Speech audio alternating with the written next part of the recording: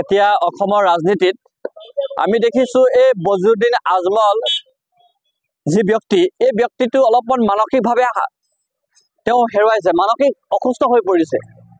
আৰু এটা কথা আমি খুব আচৰিত পাইছো যে এইগৰাকী ব্যক্তিয়ে বাৰম্বাৰ অসমীয়া জাতীয় জীৱনৰ বা অসমীয়া সমাজৰ নাৰী সমাজৰ বাৰম্বাৰ কিয় অপমানিত কৰি আহি আছে। আৰু শেহতীয়াকৈ আমি দেখিছো, মই নিজে বি বৰুৱা মহাবিদ্যালয় অধ্যয়ন কৰা এজন ছাত্ৰ আছিলো, মই নিজে প্ৰাক্তন BBN।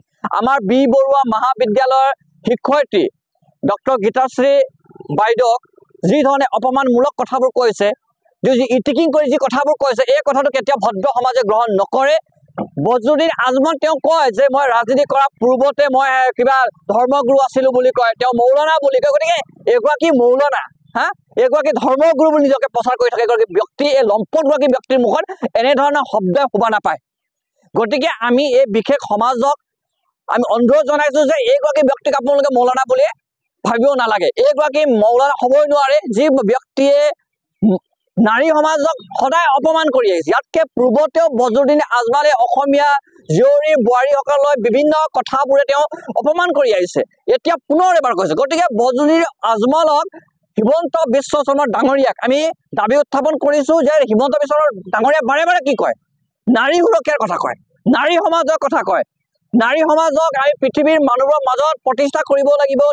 নাৰী বা ছাত্ৰীসকলক আমি সুবিধাবোৰ প্ৰদান কৰি মেলি অসমীয়া জীয়ৰী অসমীয়া নাৰীসকলক দেশ বিদেশত গৈ তেওঁলোকক জিলিকাই তুলিব লাগে যি কথাবোৰ বাৰম্বাৰ কৈ থাকে। আজি এই অসমৰ জীয়ৰী ছোৱালী নাৰীসকলক ইটিকিং কৰি যি মন্তব্য আগবঢ়াইছে বজলুদ্দিন আজমলে, এইগৰাকী বজলুদ্দিন আজমলক হিমন্ত বিশ্ব শৰ্মা ডাঙৰীয়াই অতি শীঘ্ৰে আটক কৰা ব্যৱস্থা গ্ৰহণ কৰাব লাগিব।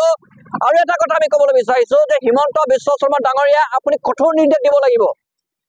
বিভিন্ন সময়ত আপুনি যে DGPক কঠোৰ মন্তব্য দেখিছো যে আমুকক এটেক কৰিব লাগে, কিবা কৰিব লাগে বুলি। আজি আপুনি এগৰাকী শিক্ষয়িত্ৰী সমাজ প্ৰতিষ্ঠিত এগৰাকী নাৰীৰ বিৰুদ্ধে কথা কোৱা বজলুদ্দিন আজমলক আপুনি আটক কৰিব পাৰিবনে নাই, আপোনাৰ বুকুত দম আছে নে নাই, এই কথা আজি ছাত্ৰ মুক্তি আৰু কৃষক মুক্তি আমি আগ্ৰহেৰে বাট চাই আছো।